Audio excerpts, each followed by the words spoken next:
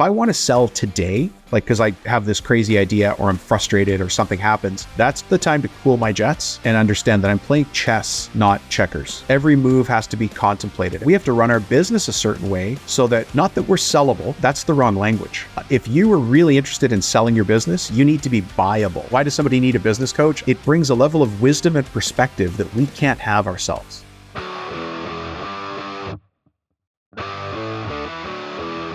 Good day and welcome to the Wealthy Entrepreneur Podcast. I am your host, Bob Gauvreau. It is a super great pleasure to have you here today. I'm excited. We're going to share some really great insights with you from a great entrepreneur and a business coach today. Before we get started, I just want to remind you that this is the place where we dissect the elements that contribute to entrepreneurial success, from mindset and leadership to profits and revenue. Now, this episode is going to be called Scaling Success. Dominic Rubino on building, selling, and coaching contractors to growth.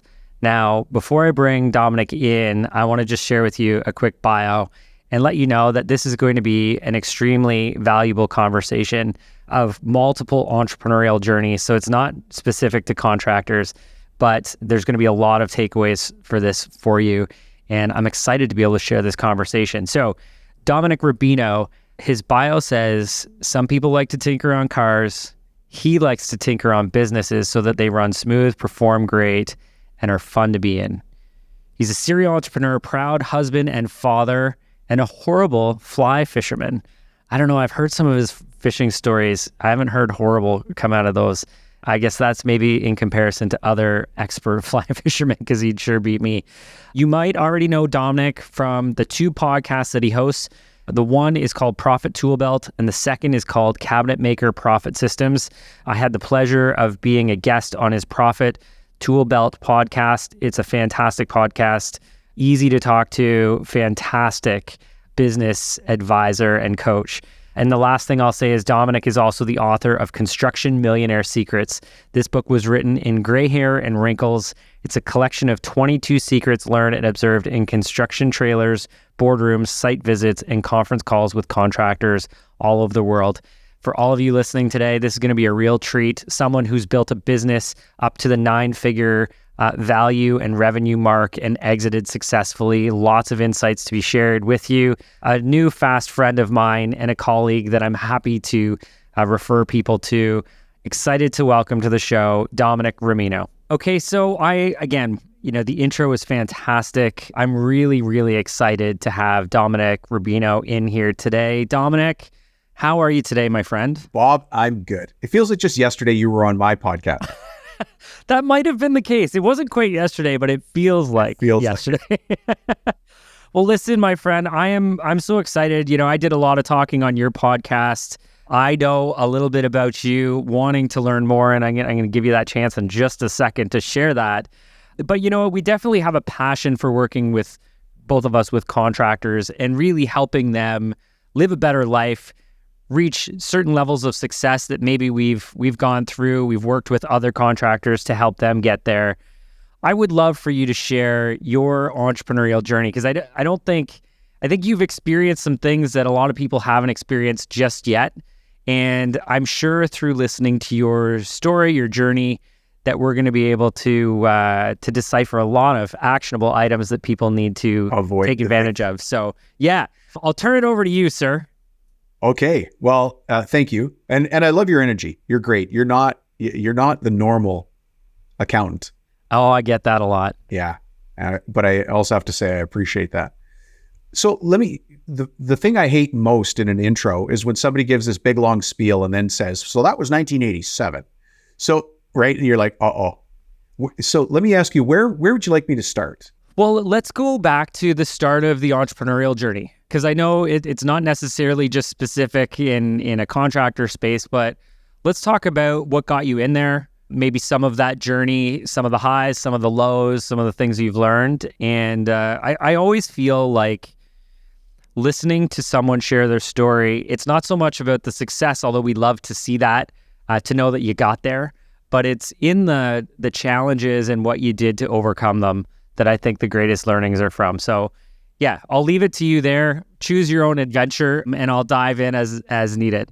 So it goes back really for me to high school. I don't know why I'm an entrepreneur. And it took me actually a long time to say I'm an entrepreneur because, to be honest, it feels scammy at times. The word entrepreneur. Anybody? Imposter syndrome too, right? Where you feel like, oh, geez, am I one? I don't know.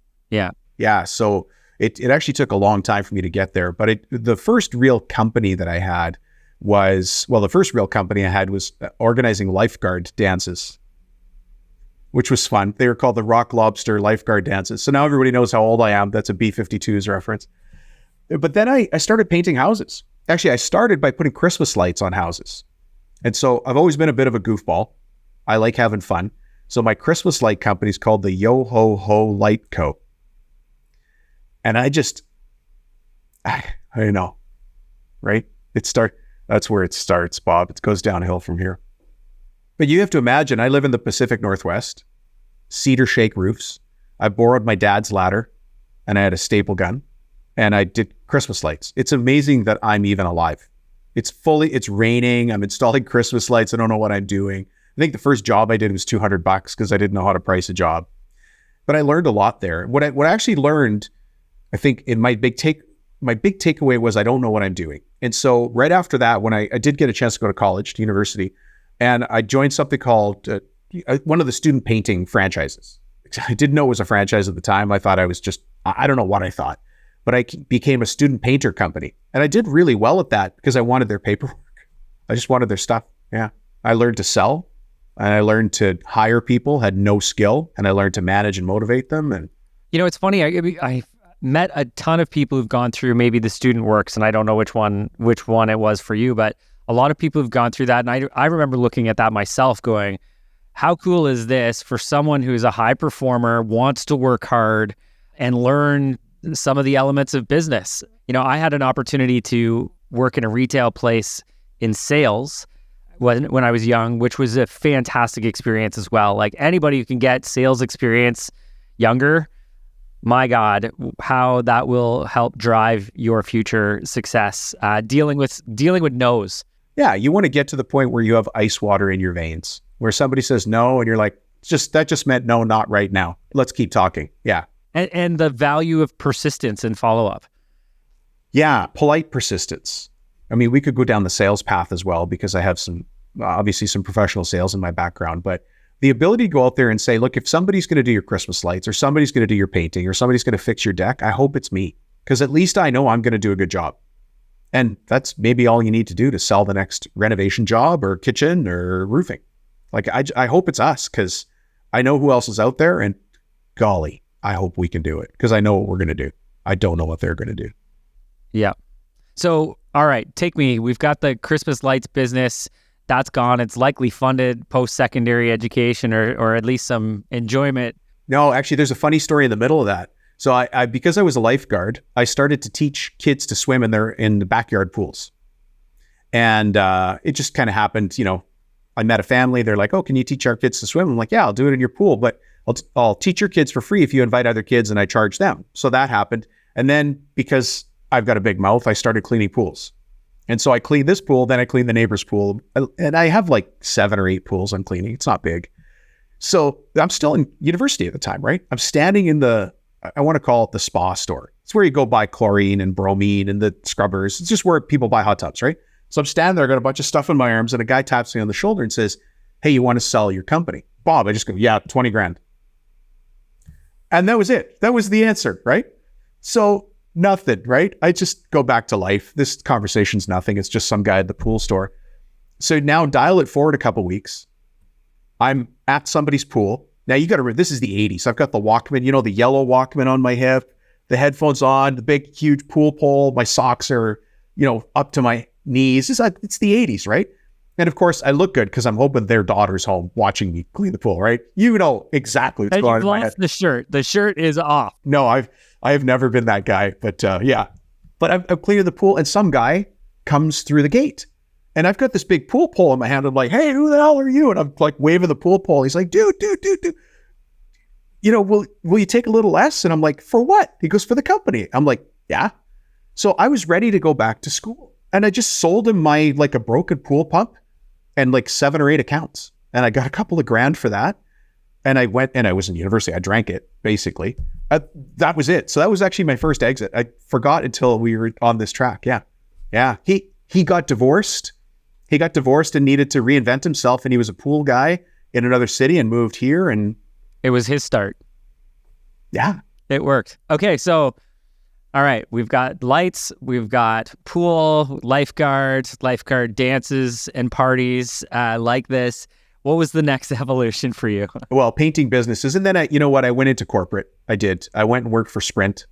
I really got trained at Sprint. Sprint was like a gladiatorial combat for sales. There were, the whole city was split into 4 quadrants. Each quadrant had 4 guys competing from the same company in it. And that was just our company. There was all the other companies there too. And you either had to sink or swim. And I lasted there for... Telecom is like dog years. So I say I was there for 7 years, but it was really 49. Certainly felt that way. Yeah. I mean, it's sleeping under my desk, really intense sales. I eventually moved up through that. And then I became the sales manager for the Prairie provinces, sort of the middle of North America. And that's where I got into coaching, actually. Okay. Yeah. Well, that makes sense because you were coaching other salespeople. But also when I became the sales manager, I was taking care of these, they're called interconnects. And so it's when you go to a small town, you don't have the big phone company. You've got this little company that does your cables, your wiring, probably your low voltage alarm system, and then it also sells you the long distance package. It's all, and we were the long distance guys. So how do I make an entree into those companies? They don't want to hear from me. And they went to school with all the other guys. I'm the new guy coming into town. So what I did is I started running their sales meetings. Then I started showing them how to put metrics in place. I started showing them how to turn the business around. And Sprint said, hey, how come you know about this stuff? I'm like, I don't know. I'm a small business guy. So they put me into coach training. Okay. And then eventually I'm like, I like this better than telecom. So I left and I became a business coach on my own. And that's 24 years ago now. Yeah, 24. 2024. It was 2000 when I left. Geez, how's that feeling for making you age? Yeah. Old? Yeah, I know. Like, oh, I got enough gray in here. Yeah, I'm joining you. I've always had hair, just not this color hair. Yeah. Okay, so you venture into coaching, and you've been doing that for quite some time. Did you have other things going on while you were doing coaching? I did. How did you know to even ask that question? Well, I'm trying to get it out of you because I know that there's even more interesting things that you've gone through in your journey. So I started to do really well as a business coach. And by the way, the definition for that is, are your clients getting results? That's the definition of doing well as a business coach. So I was part of a international coaching group, and I was asked to speak at a conference on how I was getting clients, how I was getting client results. And so, Bob, I'm just about to go on stage, and a guy I know catches me backstage. He goes, Dom, I got this client, but he won't return my phone calls. Can you tell me how to sell to him? And so I said, well, cool your jets. That's not a client. Right. That's not even a prospect. That's a suspect. And he goes, yeah. Just tell me how to sell him. And I go, well, what does he do? It turns out he sold mail order pharmaceuticals by mail order online. And I thought, well, at this time, not only was I a business coach, but I was selling, do not sip your coffee right now. It's going to come out your nose. Uh-oh. I was selling used junk on eBay. Yeah. Because I was done, mentally I was out of the game with Sprint. I didn't like corporate. And so I started selling, on eBay. Side hustle? Yeah, it was a side hustle, right? I was selling used calculators, used LED games like Atari and ColecoVision games, and just junk, right? But what I called junk, other people would pay $40 for. I'd buy it for $1 at a garage sale and sell it for $40. Good side gig. It's the Gary V model. Is it? Yeah. Well, tell him to stop using my model. Yeah. Yeah. Okay. It's that model, right? Just reselling stuff that people wanted to collect. So the reason I say that is because I was already set up. I don't want to say I had infrastructure. That is fancy words for nothing. But I knew how to ship stuff after I sold it, basically. Anyways, I go up on stage and do my piece, and then I come off the stage and I call my cousin. My cousin and I are both doing this little side hustle together just for fun. And I go, hey, did you know we could sell over-the-counter medications online? And this is where I want you to go back to The Sopranos, because 2 Italian cousins disagreeing on a private phone call is a pretty spicy conversation, right? So you know all the words that we're using, but he's like, no, there's no way we can. I'm using very clean language. There's no way we can. You're an idiot. And you put all the extra words in there you want, because that's what he said. I go, no, you're an idiot. Yes, we can. But so we have this back and forth. Anyways, I call him later that day and I'm like, hey, how's it going? He goes, I can't talk to you. I can't beep and talk to you. I'm too beep and busy. I'm like, why? He goes, well, I just put a picture of aspirin online and we just sold it and made $40. I got to go to Costco and buy it now. And so we flipped around the procurement model. We sold stuff before we bought it. So I'm just going to dial it forward or it'll take the whole show. It took 4 years to get that business to 120 million in sales. Wow. 4 years of doing what I learned to do as a business coach, what I learned to do at Sprint, turning around low voltage electrical install companies. It's just the business of business. Put systems in place, hire the right people, train the heck out of them, support them, and keep going. Yeah. That's it. Wow. That's a big business. And so 4 years and then you sold? I sold. Well, yeah. And so my cousin and I stopped agreeing on things. And Bob, you're a CPA, you see this. Money is a magnifier. And so whoever you are poor, you're more of that wealthy. And we just diverged. We did not see eye to eye. So he's still my cousin, but we're no longer business partners. So I sold it internally. But at that point you ask, well, how did you get to 120 million? Well, I had a call center and I had a pharmacy operation. I had 40 pharmacists working for me. Well, pharmacists and pharmacy technicians in really a production facility, like a horseshoe-shaped conveyor belt where pharmacists were filling orders. And then we had a call center of 120 people. Jeez. Which came from my telecom background, right? So I just merged these things together and stack them. And then I sold it. And all of this came from an idea of someone asking a question that they wanted you to solve, and you really solved it in a big way. I solved it. Yeah. And I didn't know better. I'm the king of getting my head kicked in and standing up and going again. Yeah. Which is truly, that's part of the journey. Yeah. I'm not afraid to fail, I guess. And I don't like it. It's a horrible thing to be good at, failing. But what are you going to do? Be scared and small the rest of your life? I'm not up for that either.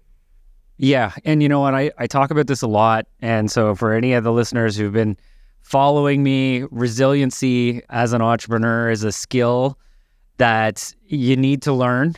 It's definitely something that can be learned, because when you initially start, you're like, man, this is too hard. And that's why a lot of people don't do it, right? You get your head kicked in, you get rejection, you get, people trying to tear you down.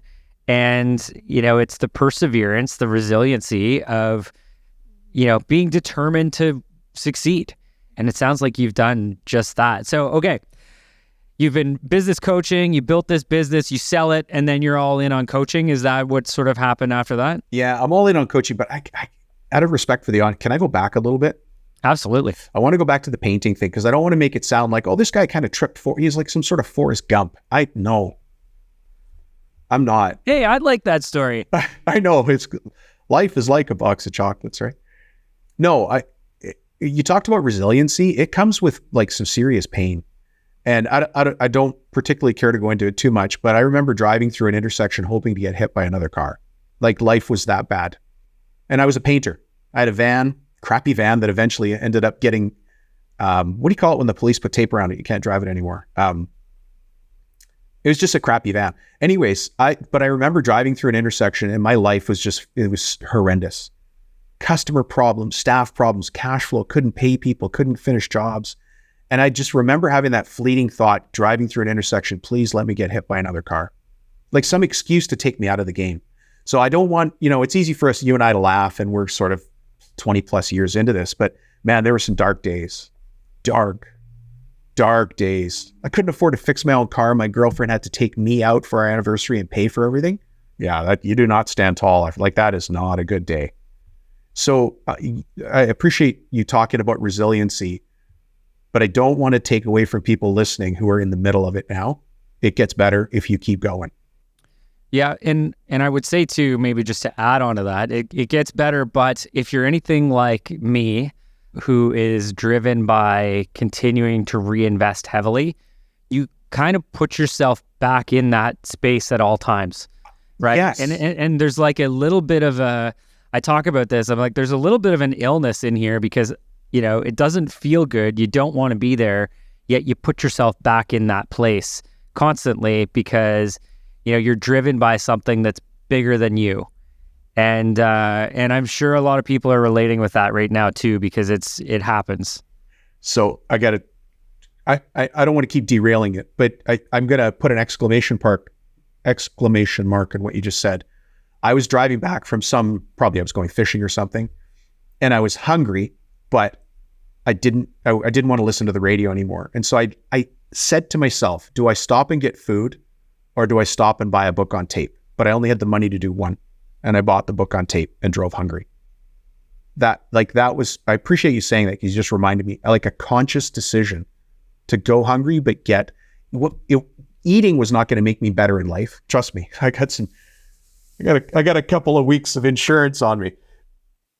You may not have at the time though, right? You may not have at the time. And that's sort of the epitome of the success story too, right? Is that you get to a point where you're not as hungry, but you get to consciously decide whether or not you're buying the meal or you're going to continue to reinvest in yourself.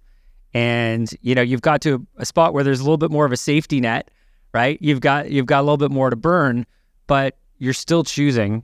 You still have to make the choice in the future. Yeah. And I wonder if you see this as well, but money does not solve problems. Cleverness solves problems. You can throw money at problems all day long, and they're not going to go away. But if you get clever and you attack that problem, attack it. You can run towards it like a bully in a schoolyard. Guess what? Oh, I was just kidding. It goes away. But if I run away, it chases me. So I like to go forward at problems first and fast. Yeah, it can be terrifying. No, 100%. And so appreciate that story as well, because I think, if you look at anyone who's been on a successful journey, I actually just posted something about this the other day, because it sort of pisses me off when I start hearing about build this lifestyle business, where you never have to work and blah, blah, blah. And, at some point I start getting a little frustrated with this, because that's not a reality of how you create a level of success. Like that, it just doesn't happen that way. It's not. I can see the Instagram post. It's some kid in a hot tub with a Lamborghini behind him, right? Yeah, it's some ridiculous, you could live my lifestyle. Sure, it's your parents' money, or it's a prop, or I don't know what it is. But that's not, hey, I give them all the props for doing it. Sure. And truthfully, they're likely my client, right? And you know what I mean? Like, we've got 2,500 clients, and I'll see these posts, and God, I love my clients, and I'll serve them in every way I can to help them get to the next level. But, I'll see some posts from, let's say a marketing agency that's going, yeah, we'll just come in and we'll 10x your business with all this. And I'm like, but you're not doing it to yours. How are you going to do it to theirs? Okay, thank you for saying that. Do you know what made me better at business? And by the way, I've still got a long way to go. Being a business coach. Because let's use you as the example. I'm in a meeting with you and we're talking about your business. So I'm here to serve you. But as I'm saying, Bob, who's your ideal client? And how are you serving that client? What else could you be doing? In the back of my head, I'm like, oh, Rubino, you're not doing that. And so, the left page is for you, the right page is for me. Like, Dom, after this meeting with Bob, go do this, go do that. And so I'd be silly not to take my own advice if the advice is proven and sound. So I appreciate you saying that, because that's what I would do. Oh, 100%. I do the same thing. I talk about cash flow. I'm like, stop doing work and collecting money after the fact. And then I'll have someone who's hard up, has a good soul, great mission, and I'll do it, and I'll be collecting money and, after the fact. And I'm going, man, oh man, if we all just took our own advice, we'd be a lot better. Okay, let's move on past this, but thank you for sharing your story, including the resiliency of what the challenges you went through in the early stages, because I feel like that again resonates with so many people. I had a client who is a family business, met with them yesterday. They've had all kinds of levels of success, and then all of a sudden they get blindsided with, maybe one of life's greatest challenges. We're all going to go through it. We have to be prepared for it. And it's how we deal with these challenges that really shows who we are and is an element of that success. So thank you for sharing that. I think it's invaluable for people to hear those stories. Let's talk about selling and exiting a business, because, you've built up a multi-$100 million plus revenue line business. There's a lot that takes to build that business, and it's almost like a unicorn, to be honest, because it doesn't happen And, I actually, just a quick side story, I had a meeting with someone who does acquisitions and roll-up strategies yesterday. And I told him, I said, well, my goal is to build a $100 million professional services business. And I'm about 15% of the way there. And we've got momentum to get us there. I know the path, and he was talking about acquisitions would get you there faster. And I'm going, yes, that's 100% true. But when I said it to him, I was like, I also want you to know that this isn't a bullshit, I want to hit $100 million, because I know it doesn't happen. And we have to have a plan. Like, for you to get to your $100 million, you had a plan. You knew the infrastructure, you knew the processes, you knew how to build out the sales team. Like, all of those elements had to be put together in order to get there. And I know we could probably talk hours about, what went into that, but let's talk about the exit side. So you've built this business, you're ready to exit. What does that look like? What did that process look like? What can we learn from your experience, and share that with our listeners? Yeah. So thank you. It's a great prelude into it. So I've exited 2 of my own companies. Well, I've exited a lot of them. The crappy ones that I just shut down. Well, including the pool business. Yeah. Oh yeah. I forgot. I keep forgetting about that. And then I forget about the crapola ones that I just shut. Right. But the other significant one was I took a company from a loss position to 7 million. So yeah, the first one was a unicorn, but I can repeat that process. And you nailed it, Bob. It's a plan. Actually, I don't know if you can see the books behind me. There's 2 books that work. Traction is one of them, right? And that one's written by Gino Wickman. That's a strategic planning book. And I used that one for the $7 million business. And then this one here called Scaling Up, I used that for the $120 million business. Mostly because that was the only one out at that time. Scaling Up by Vern Harnish. Vern's a genius. He started EO.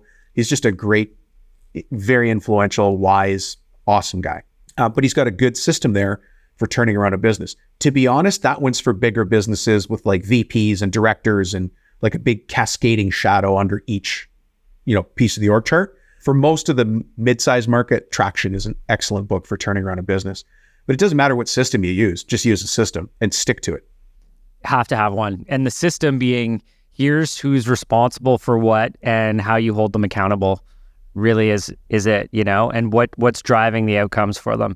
You're right. You have to have a system, especially if you get, I would say for us, when we hit 50 people, we didn't have one and I started to lose focus on how we could deliver everything until we implemented that system, and then it changed things. And I feel like you have to constantly go back, and I don't want to derail your comments here, but I feel like we have to constantly go back and revisit it and retighten it up. You put in a template, let's review it, let's make it better, maybe move from Scaling Up to Traction, incorporate what Traction was using, what Gino put in there, some of the tools, tricks that make your system better. So for everyone out there, just continuous learning.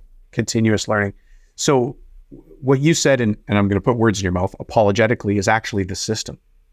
So let's use Traction as the example. And we do this all day. I've got a team myself. We're at 4 coaches right now. And all of my coaches are also contractors or sold their contracting business. And so we'll work with a contractor and we help them put a strategic plan in place, which is, what's your 10-year vision? What's your 3-year? What's your 1 year? And then from your 1 year, what do we need to do in the next quarter? But then every quarter we go back and we look at the plan again.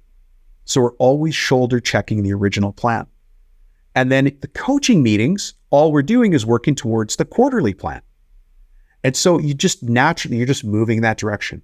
And we're trying to pull you towards something instead of push. Because naturally, that's the conversations you have when the coach isn't around. Hey, we're working on that new software implementation, or we really have to bring down our labor costs on the next estimate. How do we do that? That just becomes how your company talks, because it's part of your big plan against what you want to accomplish in 10 years. 100%. And I'm going to do a selfish plug in here too. All of these coaching mechanics and these systems are backed by good financial data, guys. Right? Like these don't work. You're tracking your plan, having one. Oh my God, have one. Set goals, be specific with them, have a path to get there, and then track the metrics and the financial outcomes related to it, because so many businesses are running blind. And Dominic, you haven't heard me speak too much. I use this one metaphor often. I talk about going into a basketball game and showing up halfway through. There's so much movement, so many shots, 3 points, 2 points, and you look up and there's no score. You have no idea who's winning, losing, and the coach on the bench has no idea what strategy to implement, whether it's full offense or full court defense. What are we doing to try and win? We don't know unless you have your metrics. So that's my selfish plug and my Okay, but let's triangulate that plug. You and I come from different angles into the business, right? Two different entry points into the business. Line 1 of the strategic plan is sales. What are you going to do in sales? Line 2 is gross profit, right? Because a business exists to generate profits for the owner. We've got all these polite things. Oh, we exist to help serve people and serve cookies to the world. Okay, sure. A business exists to solve problems for other people and generate profits for the owner. Anybody want to debate it? Give me a call. That's what we do. If you aren't doing that, you're doing something else. But if you're truly running a business, you're solving other people's problems and you get paid to do that. And you get paid in profits. You got to track the numbers. So here's what I know. We've got two passionate guys in here who could go off track. Where are they? Get them in here. Where? Yeah, because we clearly, care very much about those that we serve. You can feel that in here. So I'm going to pull us back and I'm going to say, let's talk about your exit. Oh, sorry. That was the opening question. Gee, yeah. But we did that together. We both jumped in with both feet. But let's get back to the exit, because it, again, fairly unique business, the size of a business, less than 1% of businesses ever get to that scale. You learned a lot going through this exit. What are some takeaways for any of our listeners and our audience of what we need to prepare for to get ready to exit? So to get ready to, thank you, act strategically. So the worst, in both cases I had partners. And so, they're different exits with different situations, but I found that I had to act strategically. So if I want to sell today, because I have this crazy idea or I'm frustrated or something happens, that's the time to cool my jets and understand that I'm playing chess, not checkers. Every move has to be contemplated. Every move, there's an echo, the butterfly effect. What am I doing? And so setting myself up for long-term success is important. And now, we're right in your realm. Look, the books have to be done a certain way to sell for a certain amount. And if I back up from that, we have to run our business a certain way so that, not that we're sellable, that's the wrong language. If you are really interested in selling your business, you need to be buyable. If that one difference in words helps you change the angle of approach, then you've just made millions listening to one episode. You need to be buyable. I want to see recurring revenues. I want to see contracts in place. I want to see employment contracts in place. I want to have an organizational chart. I want to have SOPs in the business. Make it so that when somebody comes to buy your business, because they're looking at 2 or 3, they look at your business and go, well, this one runs like a clock. It's got things to fix, but they're already doing it. These other ones are a disaster. Let's go buy this one from Rubino. Let's pay him a little extra because he's already done a bunch of the work. Why would we buy these other train wrecks? They don't know the numbers. They don't know the score. They don't know the team. They don't know the competition. You're going to get sold or you're going to get bought, to use my language. So that I would start there and stop so that you can ask me another question. Or I'll keep going. I know I'm going to keep going. No, that's fantastic. And I think, that's so true. It's really how you run your business. One of the challenges that I typically see with our owners, and there's lots of different ways that you can evaluate it, but one of the challenges that I see is that the businesses are so much of their identity. Not only one, that they don't want to exit because they're too emotionally attached to it, but 2, that a potential buyer is looking to buy that business and they're going, we can't buy you, right? And part of that is the systems and having the organization work in a framework that if you're eliminated, that it still carries on without you. And, that's super, super valuable advice, Dominic. So appreciate that. You know what? Let's leave the sale piece there, and maybe we have another episode where we talk specifically about that in the future, about the exit process and dive a little bit deeper. But let's think, from the coaching standpoint, and not even just contractors, but I think a lot of we can get into with contractors specific ways that they should be pricing their projects and project costing and stuff like that. That's very specific. But when we think about, the contractors, or just any entrepreneur, what are maybe your top things that they could do in order to grow and scale their business, just like you did in your 100+ million business? It's going to sound very simple, but it is simple. Love that. Clearly understand your priorities, put them in order, and deal with number one first. The difficulty there is you must ignore number 2, 3, 7, 12, and 29. Now, I'm not trying to be dumb here, right? You're so right. That's it. Now, listen, dealing with number 1 on the list might only take you 5 minutes, and then you've got to run everything else in the company. But number 1 has to be dealt with on a daily basis. Once you've dealt with number 1, you can go to number 2 and number 29. But don't confuse number 29 with number 1. Otherwise, we get caught up in doing the even to say insignificant is disrespectful. I'm saying that against what do you want to achieve? Once you know that, set your priorities. Number 1 is number 1. And just work on that. Dog on a bone. Just work it. And when you look at that, and so first off, guilty as charged. I like number 29. And it's hard. This is a really hard exercise. It is hard. So thinking of how the prioritization ranking works, anything that I've learned is that you try and prioritize things when you think of what's moving the needle the farthest or has the greatest urgency. And if you don't deal with it immediately, it's going to cause a problem. What's your approach to prioritizing the top 10 list? So first of all, understand that in the beginning, it's harder than it is in the end. Or, anything coming out of a stasis, like if you're moving a big rock, the hardest part is just getting the rock to move a little bit. So let me make the situation even harder, Bob. Let's say I've got a partner. Yeah, no, this happens, right? We've got a partner who isn't really interested in changing the way I'm interested in changing and is very conservative when it comes to making any moves. My list of the top 10 is very different than his. I'll just say it's a guy. I'm okay with that. So you ask me what I'd do first? I would get agreement. I have to have that conversation, and I'd find out from my partner what they want to move. If they are the sticking point, that is number 1. What their number 1 is now my number 1. You're right. We do, the walls in this office are the wrong color. I can't believe you said that. It's the wrong tone of green. We should paint the office. And they're like, I've been saying it for years. You're right. Let's do that. By the way, number 2 on my list is getting proper financial controls. Well, let's paint the office first, right?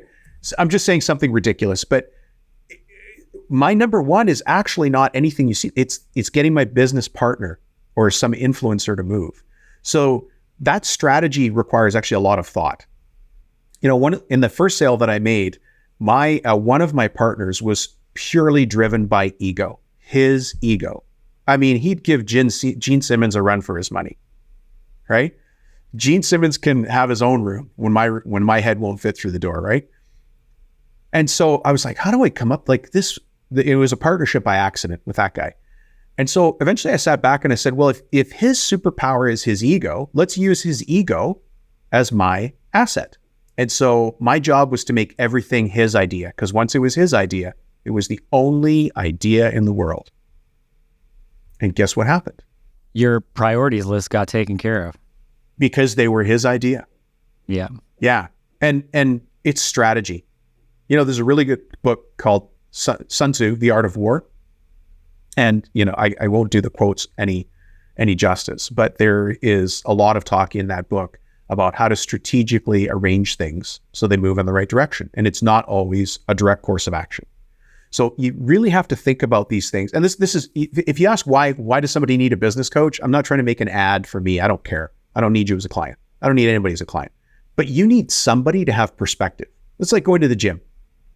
I know you know how to do a push-up. It's not hard. There's 1,000 videos online on how to do a push-up. But who's going to say do one more? Who's going to say your elbows are out and that's why your shoulders hurt? Who's going to say, well, actually, we should modify your push-up because your shoulders are injured. Why are you doing push-ups? That's what a business coach does. It brings a level of wisdom and perspective that we can't have ourselves. Were you talking to my personal trainer this week or something? Tom, if you're listening, stop that. Those sessions are private. Yes, my elbows were out. We were fixing something under my truck yesterday, my son and I, and my son's 15, right? So he leaps up. And I get up like I'm 56 because I'm 56. And I'm like, I do burpees every morning at my gym. How come it's hard for me to get up now at, 6:30 at night? It's just because I hadn't warmed up. I need 10 minutes of warm up and 20 minutes of other things to do one burpee, right? He jumps up like an elastic's been shot from a cannon, right?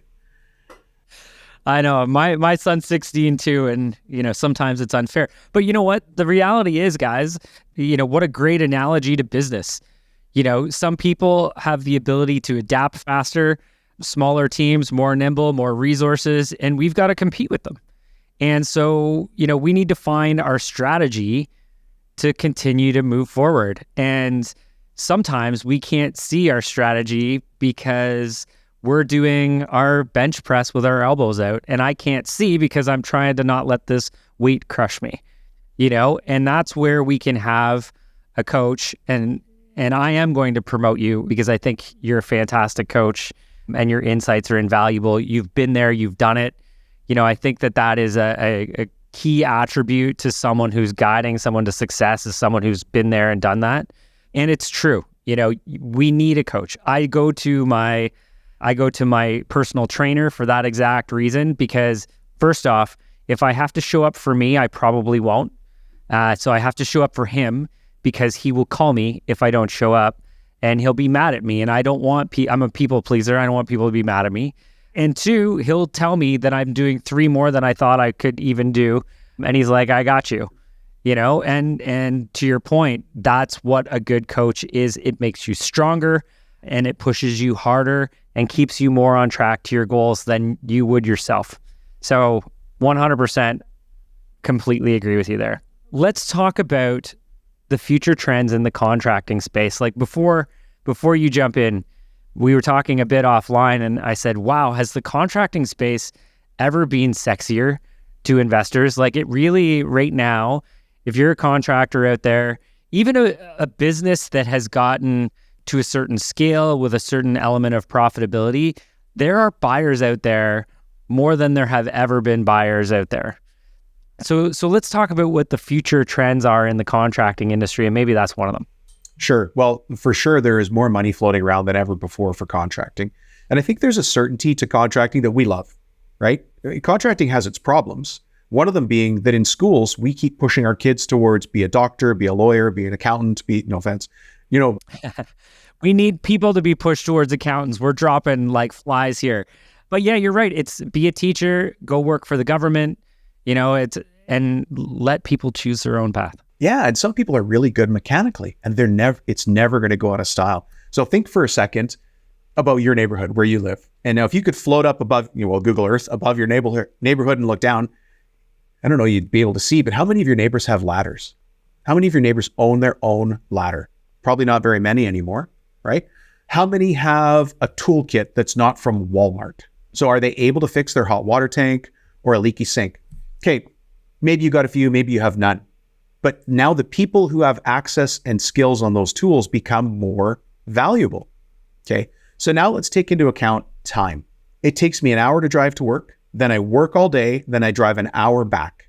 So that's 2 hours out of my day. Still got to get my daughter to softball, my son to soccer or football. And by the way, my wife wants to go to choir practice.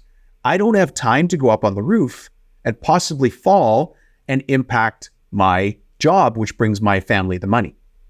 So what goes up in value? A contractor who comes by and fixes the flashing on the fireplace or installs Christmas lights. Some kid like me, right? There has never, ever in this world been a better time to be a contractor than right now, ever. And the numbers are dropping. I know. Right? So not only is the demand going up, but the supply is going down. And you're like, it's a perfect economic model for future profitability, financial success, everything is aligned. The opportunities are there. Yeah. And then you mentioned imposter syndrome earlier, and this happens a lot because I deal with contractors and they feel like they haven't made it because they go back to their high school reunion and like everybody else is in a suit and they're all that.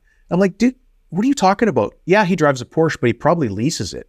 You have 3 brand new Ford F-150s and a Sprinter van and a warehouse.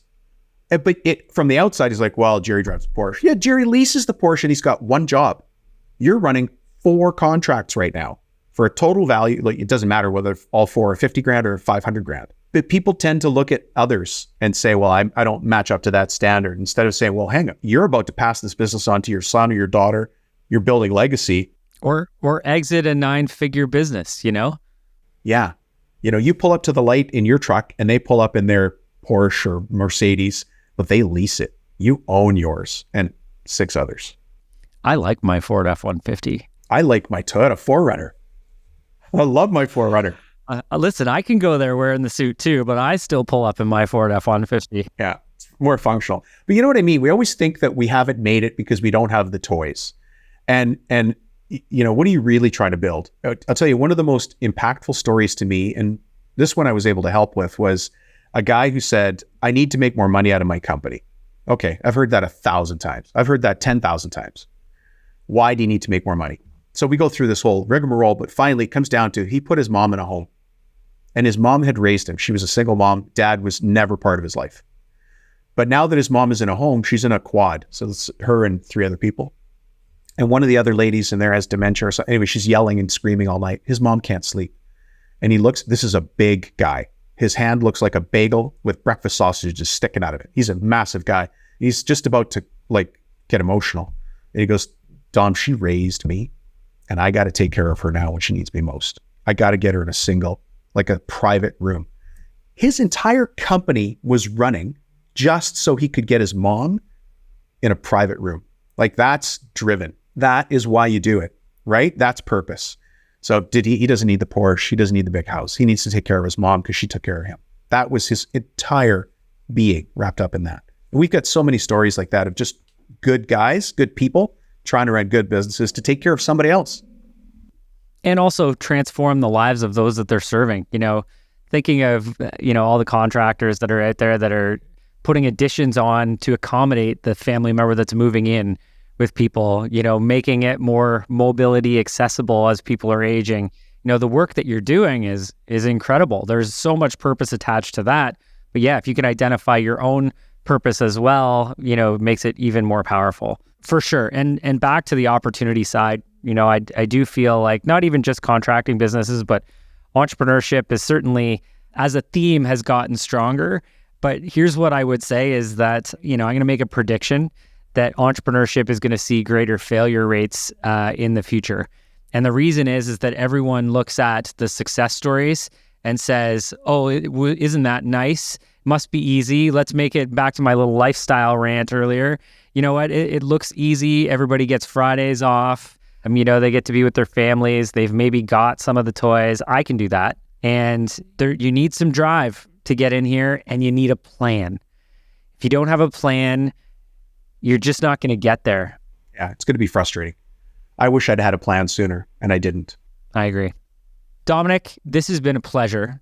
I want to ask you one last question. If you had one piece of advice, sort of wrapping up everything that we've talked about today, one sort of action item, piece of advice for our audience today, what would be that takeaway for them? I think you actually already made it, which was you need a plan. Have a plan. If your plan is to have no plan, congrats, you're on track. You're doing good. That's a bad plan. There's good plans and there's bad plans. But if that's your plan, either way, be proactive about your business. If you really want to take this seriously, be proactive. There's a great book called The E-Myth Revisited by Michael Gerber. Go read that. Be in the entrepreneur mode, not the technician mode. And let me add, if somebody wants to talk to me on the side, maybe they disagree with one of my points. Maybe they agree, maybe they talk to me, reach out to me. I'm not hard to find, but I'm happy to continue the conversation because everybody's situation is unique. It's different, but you got to have a plan. Imagine if your kids went to school and the teacher said, I don't know, we're just going to kind of wing it this year. That's not what happens in your kids' school experience. I don't know. Don't get me started on that. But, right? Or imagine if you said, hey, we're going to take a family trip and we're going to Hawaii. Like, okay, well, that's good. So we've got a family trip that fits my values and goals. We've got a destination, Hawaii. Now, what's the vehicle to get me there? And you guys go, well, let's drive. You're like, okay, that plan's got a flaw, right? You don't have the right vehicle to get there. You could go to Hawaii, absolutely, but you cannot drive. Yes. I don't know. Yeah. I'd like to see that plan actually follow through. Listen, Dominic, this has been awesome. I love collaborating with you, my friend. I look forward to doing this so much more in the future. Just a quick couple notes. Dominic does have 2 podcasts, the Profit Tool Belt and the Cabinet Maker Profit System. In fact, I was just a guest on the Profit Tool Belt there last week. Fantastic interview, easy to listen to. I could listen to you all day, Dominic. It's certainly a pleasure to have you. Listen, to my audience, thank you for being here today. Lots of tidbits, specifically have a plan, have a destination, understand your pathway to get there. I think that's a huge takeaway for everybody. It also, there's going to be wrinkles in the path on the way. Be prepared for it. Let's continue to learn from those. Let's be strong and persevere through it. It's not going to be easy, but we believe in you ultimately at the end of the day. If you like this podcast, please hit like. Please drop in a comment. We would love to hear from it. Make sure you're following so that you get access to the next release. We release a podcast every single week. We would love you to be on this journey with us. If there's someone that you know that needs to hear the advice that was shared today, please share this with them. I can speak for Dominic and I both. We're on a mission to empower entrepreneurs to live a better life, to realize greater impact, and ultimately to change the world together. So thank you guys for being here. Dominic, thank you once again, my friend, and look forward to seeing you guys again next week.